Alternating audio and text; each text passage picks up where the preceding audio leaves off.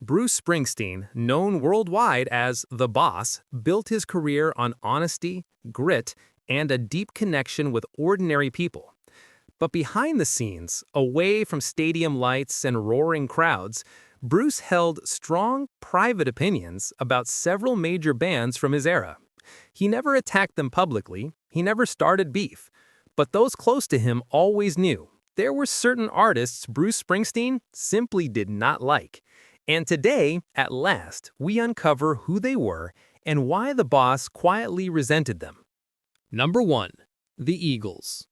Bruce Springsteen never openly fought with the Eagles, but he strongly disliked their approach to rock.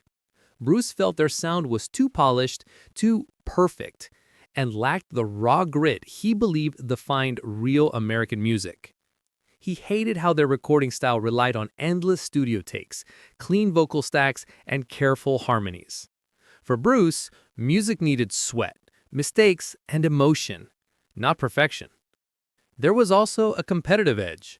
While the Eagles dominated the radio with slick California rock, Bruce pushed a blue-collar East Coast sound. Bruce once told a friend he felt the Eagles were corporate rock in cowboy boots. 2. Kiss. Kiss represented everything Bruce tried to avoid. Big makeup, big explosions, and big theatrics. Bruce Springsteen believed music needed substance, not gimmicks. When Kiss began ruling arenas with their over-the-top shows, Bruce quietly dismissed them, saying privately that their style was more circus than rock. Bruce respected hard work, but he felt Kiss relied too heavily on spectacle rather than emotional storytelling. To him, they represented the kind of shallow rock he feared would overshadow authentic songwriting. 3. Journey. Journey dominated the late 70s and early 80s with melodic rock and soaring vocals from Steve Perry. Bruce Springsteen respected Perry's voice, but he hated the formula Journey used. Big hooks, glossy production, and radio-friendly arrangements. Bruce believed music should challenge the listener, not just entertain them. He privately referred to some Journey tracks as fast food rock, easy to enjoy but lacking depth. He never said this publicly, but among bandmates, Bruce sometimes joked that Journey songs sounded like they were written for mall speakers. 4. Kansas. Kansas had huge hits like Carry On Wayward Son and Dust in the Wind, but their progressive rock style drove Bruce crazy. Bruce hated overly complicated music. He disliked long solos, weird time signatures, and extended instrumental breaks. To Springsteen, rock was supposed to sound like a Friday night on a New Jersey street, not like a math equation.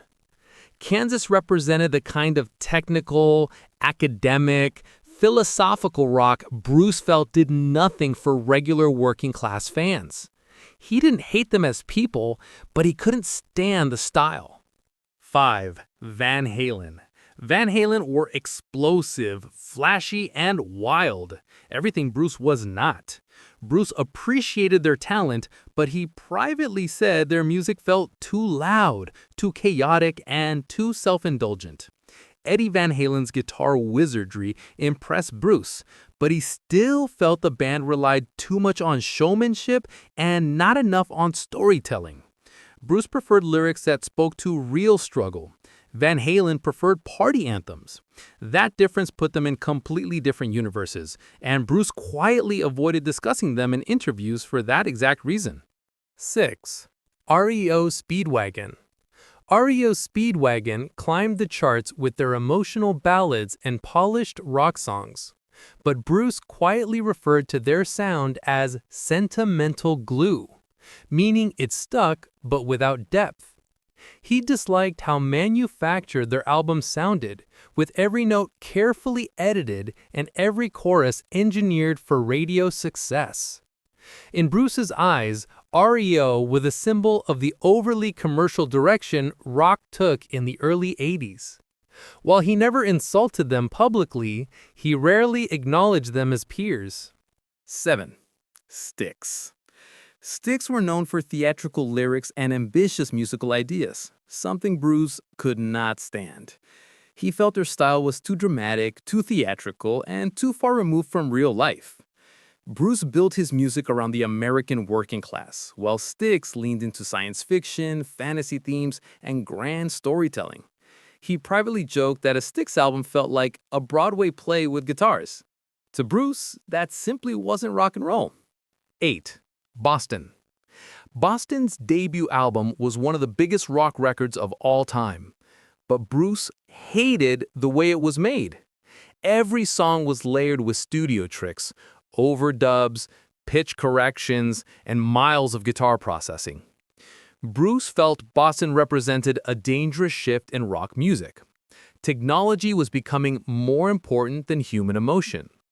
He disliked the artificial perfection, believing it took the soul out of the music. His bandmates recall him shaking his head whenever Boston came on the radio saying, "Great sound, no life." 9. Foreigner. Foreigner produced one polished hit after another, and that annoyed Bruce more than he admitted publicly. He hated the safe, formulaic structure of their music. Big chorus, soft verse, repeat. Bruce felt Foreigner played it too safe, chasing chart success instead of artistic growth. He quietly referred to their music as airport rock, meaning it sounded like background music you hear while walking through terminals. Talented, but hollow to him. 10. Electric Light Orchestra.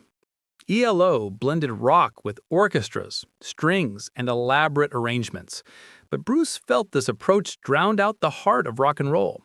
He disliked music that leaned too heavily into theatrics or symphonic elements.